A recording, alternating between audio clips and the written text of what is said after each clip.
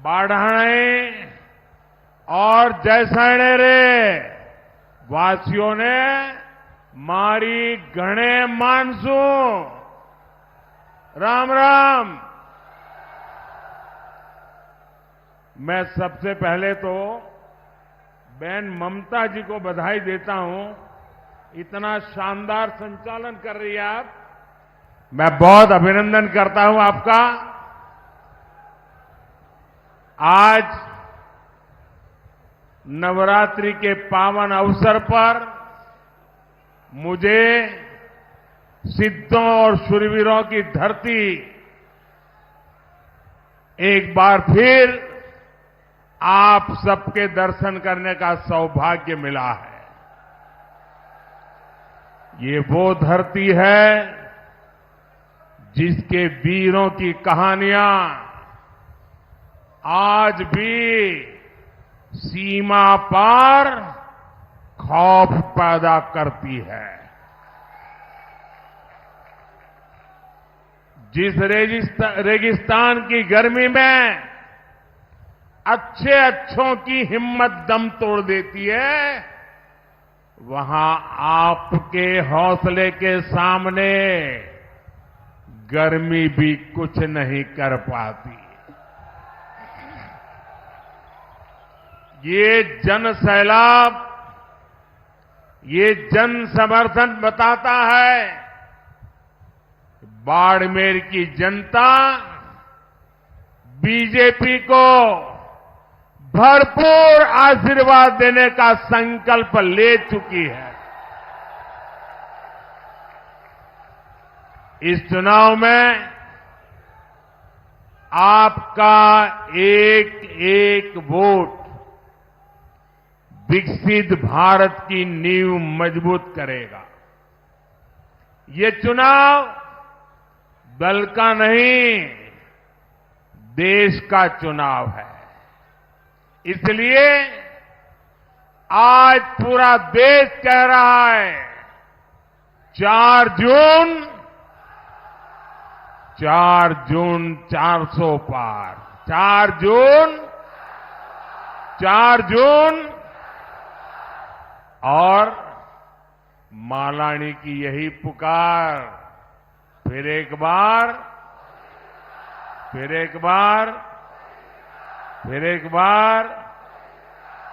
भाइयों और बहनों, बाड़मेर हमारी पार्टी के वरिष्ठ स्वर्गीय जसवंत सिंह जी का क्षेत्र है।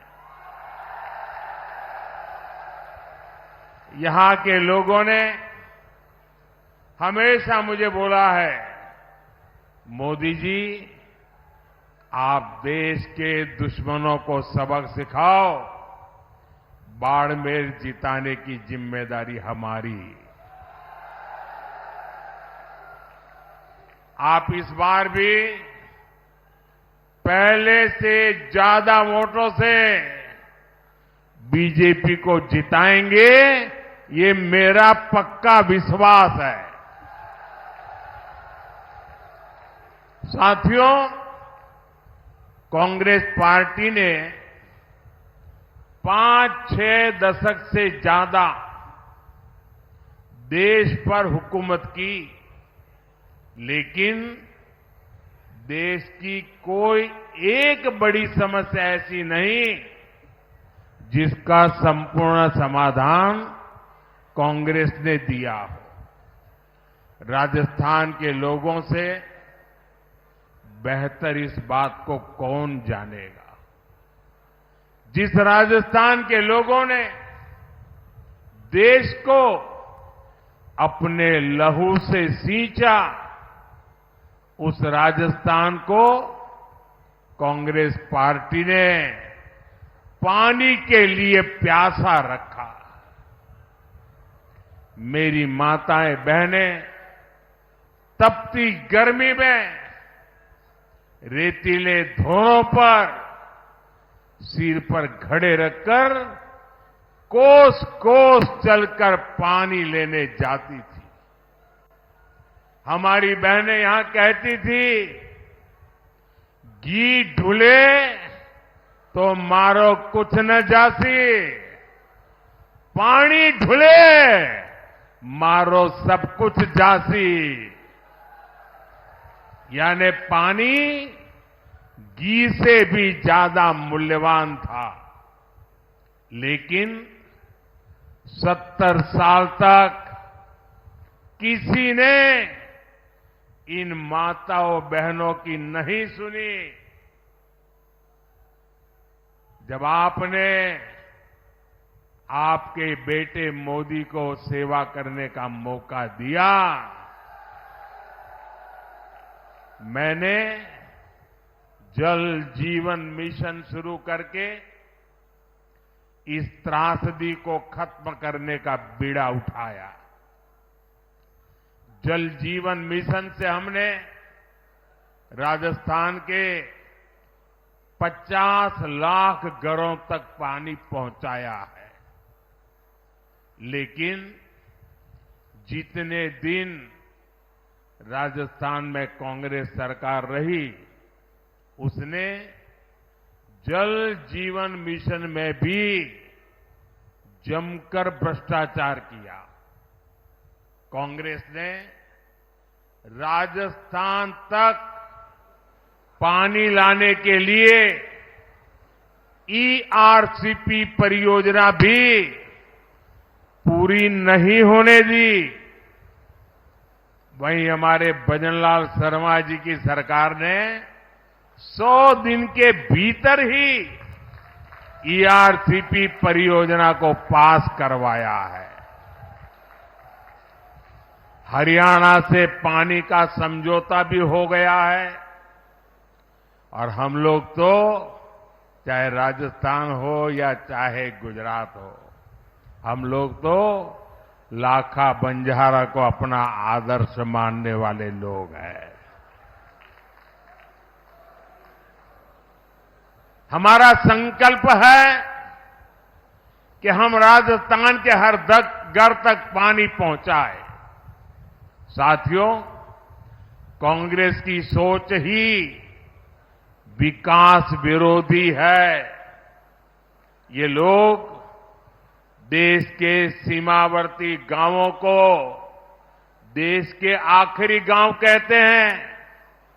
ये लोग सीमावर्ती जिलों को, वहां गांवों को जानबूझकर विकास से वंचित रखते थे। और आप हैरान हो जाएंगे, क्यों रखते थे, क्या तर्क देते थे? ऑफिशियली बताते थे। वो कहते थे कि सीमा के पास विकास होगा तो दुश्मन देश के भीतर आकर कब्जा करने की संभावना बढ़ जाएगी। ये शर्म की बात है कि नहीं भाई? क्या हम इतने बुद्धिल हैं कि हम बढ़िया रास्ते बनाए तो दुश्मन उस पर चढ़ जाएगा? क्या बात करते हो? शर्म आनी चाहिए आपको।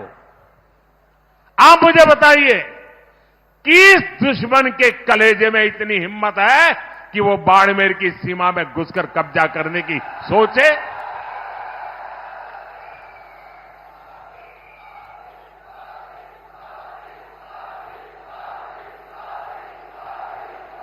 है हिम्मत किसी में? भाइयों बहनों, हम सीमावर्ती इलाकों को, सीमावर्ती गांवों को आखिरी गांव नहीं, देश का प्रथम गांव मानते हैं। हमारे लिए देश की सीमा यहां पूरी नहीं होती है। हमारे यहां से देश शुरू होता है।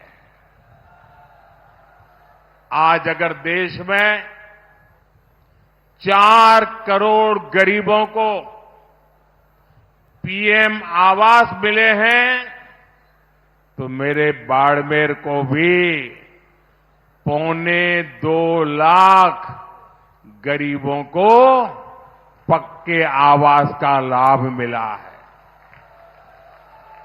भाजपा सरकार देश की आखिरी सीमा तक सड़कें और हाईवेज बना रही है। हमने बाड़मेर में मेडिकल कॉलेज भी खोला है। आज सीमावर्ती बाड़मेर में 72,000 करोड़ रुपए लागत की रिफाइनरी शुरू होने जा रही है। और मेरे बाड़मेर के भाई बहन सुनिए, अगर यहां कांग्रेस की सरकार न होती तो मेरे दूसरे टर्म में ही मैं आकर उद्घाटन कर जाता। लेकिन कांग्रेस ने ऐसे ऐसे रुकावटें डाली, लेकिन मैं आपको गारंटी देता हूं, मेरे तीसरे टर्म में मैं रिफाइनरी का उद्घाटन करने जरूर आऊंगा। और जिस दिन रिफाइनरी के उद्घाटन के लिए आऊंगा, उस दिन इस चुनाव विजय के लिए धन्यवाद भी करने आऊंगा। आने वाले समय में इस इलाके में रोजगार के अवसर पैदा होंगे, युवाओं के लिए नए रास्ते बनेंगे। मेरे बाड़मेर के भाई बहन जो पुराने लोग हैं, वो जब मेरी ये बात सुनते हैं तो उनको लगेगा या ये संभव है, ये होगा क्या? स्वाभाविक है कि ऐसी मुसीबतों में उन्होंने जिंदगी गुजारी है। यहां से पलायन होना बहुत स्वाभाविक था। मां बाप भी बच्चों को कहते थे, भाई कहीं और चले जाओ, यहां रह के क्या करोगे? वो दिन थे। ऐसा ही हाल कच्छ का था। मैं गुजरात का अनुभव बताता हूं आपको। कच्छ का भी हाल ऐसा ही था। लेकिन 2001 के भूकंप के बाद गुजरात के लोगों ने मुझे सेवा का मौका दिया। आज पूरे हिंदुस्तान का सबसे तेज विकास करने वाले जो जिले हैं, उसमें आज कच्छ जिला पहुंच गया है। मुंबई में जमीन की जो कीमत होती है, वो कच्छ की जमीन की कीमत हो गई है। अगर कच्छ बदल सकता है तो बाड़मेर बदल सकता है कि नहीं बदल सकता है? बदल सकता है कि नहीं बदल सकता है? मैं ये करके आया हूं और इसलिए मैं गारंटी देता हूं, ये भी मैं करके रहूंगा। यहां के एयरपोर्ट में भी पिछली सरकार ने जमकर रोड़े अटकाए थे। अगर कांग्रेस ने बेवजह ब्रेक न लगाया होता तो यहां का एयरपोर्ट 2 साल पहले ही चालू हो जाता। साथियों, कांग्रेस ने जिन लोगों को दशकों तक नहीं पूछा, मोदी उनको पूजता है। हमारे आदिवासी समाज के बच्चे आगे बढ़े, इसके लिए हम एकलव्य मॉडल आवासीय स्कूल खोल रहे हैं। आदिवासी समाज को सिकल सेल एनीमिया से मुक्ति दिलाने के लिए हम अभियान चला रहे हैं। भाजपा ने आदिवासी समाज को सम्मान दिलाने के लिए देश को पहली महिला आदिवासी राष्ट्रपति दी है। हमारे गांव ढाणियों की महिलाएं, मेघवाल समाज, लंगा, मंगणियार समाज के लोग पीढ़ियों से हस्तकला का काम करते आए हैं। भाजपा ने पहली बार उन्हें आगे बढ़ाने के लिए पीएम विश्वकर्मा योजना शुरू की है। अपनी मेहनत से रेत में भी फसल उगाने वाले यहां के किसानों को भी कभी किसी ने नहीं सराहा। आज हम किसानों के सीधे उनके खातों में पीएम किसान सम्मान निधि भेज रहे हैं। किसानों की आय बढ़े, इसके लिए हम मोटे अनाजों को, श्री अन्न को पूरी दुनिया में प्रमोट कर रहे हैं। ये हमारा बाजरा कोई पूछता नहीं था, सिर्फ हम गांव के लोग खाते थे। आपको जानकर के खुशी होगी, अभी मैं जब अमेरिका गया तो अमेरिका ने राष्ट्रपति ने अपने घर में व्हाइट हाउस में बड़ा भोज रखा था। लेकिन मजा देखिए, उस भोज में जितनी चीजें खाने के लिए बनाई थी वो हमारे मोटे अनाज में से बनाई थी, हमारे बाजरे, हमारा ज्वार उसमें से बनाई थी। दुनिया में जो मेरा छोटा किसान पानी के अभाव में खेती करता है, मोटा अनाज पैदा करता है, मैंने दुनिया को समझाया है ये मामूली अनाज नहीं है, ये सुपर फूड है, सुपर फूड। आपकी सेहत के लिए उत्तम फूड है। और मैं दुनिया में आपके किसानों के द्वारा बनाई ये बाजरा ज्वार दुनिया में बेच रहा हूं दोस्तों। मूंग का समर्थन मूल्य भी आज जितना है उतना कभी नहीं था। मोदी आपके सुख दुख में आपके साथ है, क्योंकि आपके सपने ही मेरे संकल्प है।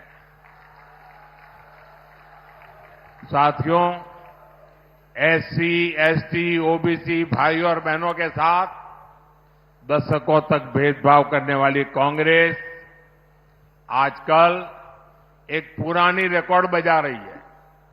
जब भी चुनाव आता है, संविधान के नाम पर झूठ बोलना ये इंडिया अलायंस के सब साथियों की फैशन बन गई है। वो कांग्रेस जिसने बाबा साहब के जीते जी उन्हें चुनाव हरवाया, जिसने बाबा साहब को भारत रत्न नहीं मिलने दिया, वो कांग्रेस जिसने देश में आपातकाल लगाकर संविधान को खत्म करने की कोशिश की, आज वो मोदी को गाली देने के लिए संविधान के नाम पर झूठ की आड़ ले रही है। ये मोदी है जिसने देश में पहली बार संविधान दिवस मनाना शुरू किया। ये कांग्रेस वालों ने संविधान दिवस मनाने का विरोध किया था। पार्लियामेंट में भाषण है उनका। क्या बाबा साहब का यह अपमान है कि नहीं है? संविधान का अपमान है कि नहीं है? इतना ही नहीं, ये मोदी है जिसने बाबा साहब से जुड़े पंच तीर्थों का विकास किया। इसलिए बाबा साहब और संविधान का अपमान करने वाले कांग्रेस और इंडिया अलायंस के झूठों से, उनकी गपबाजी से सावधान रहने की जरूरत है। और कांग्रेस वाले सुन लें, ये 400 सीट की बात देश की जनता ने इसलिए की है कि आपने 10 साल पार्लियामेंट में मुझे अच्छे काम करने के लिए रोकने की लगातार कोशिश की है। और इसलिए देश आपको, कांग्रेस को सजा देना चाहता है और साफ कर देने का मन बना लिया है। और जहां तक संविधान का सवाल है, आप मान के चलिए और मोदी के शब्द लिख के रखिए, बाबा साहब आंबेडकर खुद आ जाए तो भी संविधान खत्म नहीं कर सकते हैं। ये हमारा संविधान सरकार के लिए गीता है, रामायण है, महाभारत है, बाइबल है, कुरान है, ये सब कुछ हमारे लिए हमारा संविधान है। साथियों, भारत के खिलाफ ये इंडिया अलायंस वाले कितनी नफरत से भरे हुए हैं, ये इनके मैनिफेस्टो में भी नजर आता है। कांग्रेस के मैनिफेस्टो में तो बंटवारे की, गुनहगार मुस्लिम लीग की छाप नजर आती है। अब इंडिया अलायंस में शामिल एक और दल ने देश के खिलाफ बहुत खतरनाक ऐलान किया है। उन्होंने अपने मैनिफेस्टो में लिखा है, जिस पोखरण की धरती ने भारत को परमाणु शक्ति से संपन्न किया, अब इंडिया अलायंस का कहना है कि हम भारत के परमाणु हथियार नष्ट कर देंगे, दरिया में डुबो देंगे। भारत जैसा देश जिसके दोनों तरफ पड़ोसियों के पास परमाणु हथियार हो, क्या उस देश में परमाणु हथियार समाप्त करना, इसकी सोच ये समाप्त करना चाहता है इंडिया अलायंस। क्या परमाणु हथियार समाप्त होने चाहिए? मुझे सबका जवाब चाहिए। क्या परमाणु हथियार समाप्त होने चाहिए? क्या परमाणु हथियार समाप्त होने चाहिए? मैं जरा कांग्रेस को पूछना चाहता हूं, आपके ये साथी, ये आपके इंडिया अलायंस के साथी किसके इशारे पर काम कर रहे हैं? ये कैसा गठबंधन है जो भारत को शक्तिहीन करना चाहता है? आखिर किसके दबाव में आपका ये गठबंधन हमारे परमाणु ताकत को समाप्त करना चाहता है? एक तरफ मोदी भारत को शक्तिशाली राष्ट्र बनाने में जुटा है, वहीं इंडी गठबंधन वाले भारत को कमजोर देश बनाने का ऐलान कर रहे हैं। माता तनोट राय की धरती के लोग क्या इसे स्वीकार करेंगे? कमजोर देश आपको मंजूर है? शक्तिहीन देश आपको मंजूर है? क्या ऐसा सोचने वालों को सजा देंगे? इस चुनाव में सजा देंगे? कमल पर वोट दबा करके उनको सजा देंगे? और इसलिए पूरे देश के लोगों को इंडी गठबंधन से सतर्क रहने की जरूरत है। साथियों, जिस भारत मां के लिए हम अपने जीवन की परवाह नहीं करते, ये कांग्रेस पार्टी उसे सिर्फ एक जमीन का टुकड़ा मानती है। और इसलिए कांग्रेस के राष्ट्रीय अध्यक्ष राजस्थान की वीर भूमि में आकर कहते हैं कि मोदी ने कश्मीर से 370 हटाया तो राजस्थान से उसका क्या लेना देना, क्या वास्ता? यहां आकर के बोल के गए। ये राजस्थान की राष्ट्रभक्ति पर ऐसा सवाल करने की हिम्मत करते हैं? जिस राजस्थान के वीरों ने सीमा पर कश्मीर के लिए सीने पर गोलियां खाई, उससे पूछते हो कि कश्मीर से क्या वास्ता? इस बाड़मेर के सपूत भीखाराम मुंड ने करगिल युद्ध में अपना बलिदान दे दिया था। और कांग्रेस कहती है कि कश्मीर का राजस्थान से क्या वास्ता?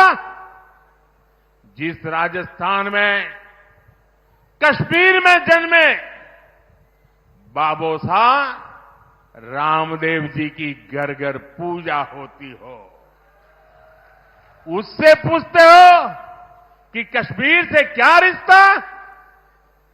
जब कश्मीरी हिंदुओं को उनके घर से खदेड़ा गया था, तब कितने ही परिवारों को राजस्थान ने बसाया था, गले लगाया था। और ये पूछते हैं कि राजस्थान का कश्मीर से क्या वास्ता? अरे उनको पता नहीं होगा। करगिल के लोग ईरान गए थे और ईरान में कोविड की भयंकर महामारी में फंस गए थे, उनको वापस लाना था, कोविड के साथ लाना था। बड़ा संकट का काम था। उनको हिंदुस्तान ला करके कहां रखे, देश को जान करके गर्व होगा। ये मेरे राजस्थान की वीर भूमि है। जैसलमेर में ईरान से लाए गए कोविड के वो सारे लोग जो करगिल के रहने वाले थे, वहां वो माइनस टेम्परेचर में रहते हैं, यहां 35-40 डिग्री टेम्परेचर में महीना भर रहे। जब ठीक हुए तब राजस्थान ने उनको घर वापस भेजा था। ये है मेरा राजस्थान। कांग्रेस भारत को भाषा, प्रांत, जात पात में तोड़ना चाहती है। इसलिए आपको इस चुनाव में कांग्रेस को फिर एक बार सबक सिखाना है। साथियों, कांग्रेस हर उस काम का विरोध करती है जो देश हित में होता है। कांग्रेस हर उस ताकत के साथ खड़ी हो जाती है जो देश विरोधी होती है।